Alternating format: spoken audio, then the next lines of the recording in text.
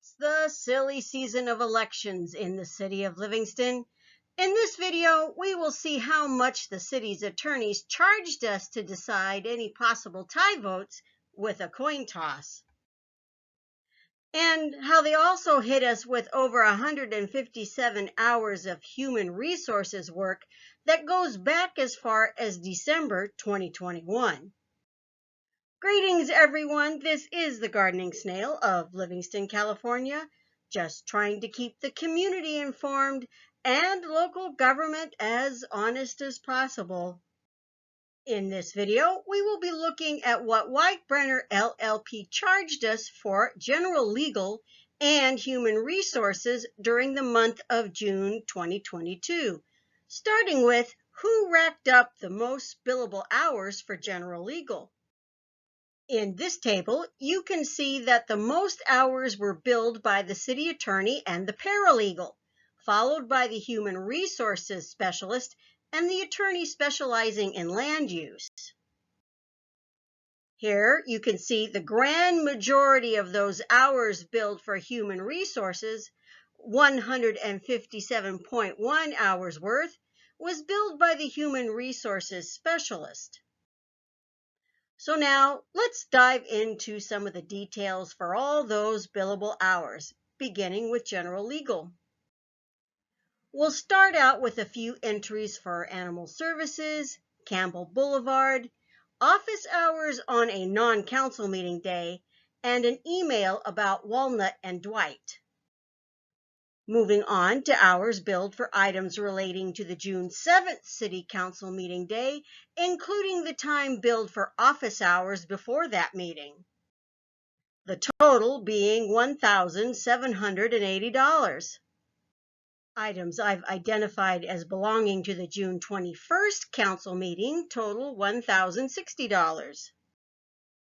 These I wasn't so sure about exactly where to put them. A $40 agenda item, maybe for the meeting on July 7th. About $100 worth that makes sense as belonging to the Type 6 fire engine. And here's where we get into that tie-breaking thing I mentioned earlier. It turns out we were billed 8.1 hours by 3 different people to finally come to the decision about what we should do if there is a tie vote during the city council elections, and just flip a coin about it. $60 for an email, a freebie about the mayor's conference. Then we get into a series of charges for drafting an ordinance amending the city manager's duties and procedures for termination for cause. If you remember what was happening around that time period, there was a big flap about the city's contract with the sheriff's department for interim police chief services. The city manager seemed to be catching a lot of flack about not already having a viable candidate for the position of police chief. And a couple of council members were making it impossible to pass a resolution to extend the contract with the sheriff's department for more than a couple of months.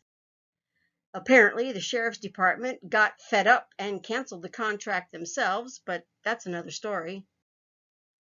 Anyway, in the month of June, we were billed 11.4 hours by 3 different people that ended up totaling $2,280.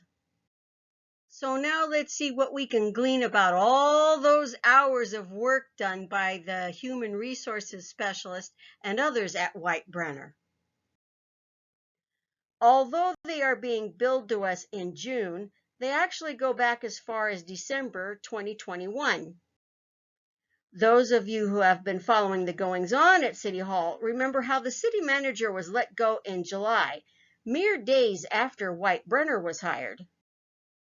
The chief of police supposedly retired a couple of months or so thereafter under mysterious circumstances.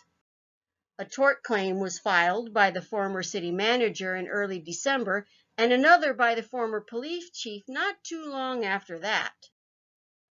While I can't say for certain that all the billable hours racked up were associated with those claims, I think it is reasonable to feel a large portion of them do. These are from February 2022. March. More from March. Notice how this page is so redacted you can't even reasonably guess from which month it's from? Just like this page as well? Until we finally get to a page of charges for May. And finally, after several pages, we get to June. And a grand total of nearly $43,000 worth of charges that began in December 2021 and ran through June 2022. Why they decided to save up all those hours to finally dump them on us in the June invoice, I can't really say. I have heard it said that one should not attribute to malice that which is adequately explained by ignorance. So I'll let you decide if it was a case of someone misplacing the paperwork or a deliberate attempt to disguise what was being done and when it was being done. If you like what I do here, please subscribe to my YouTube channel and follow me on Facebook. Photo credit.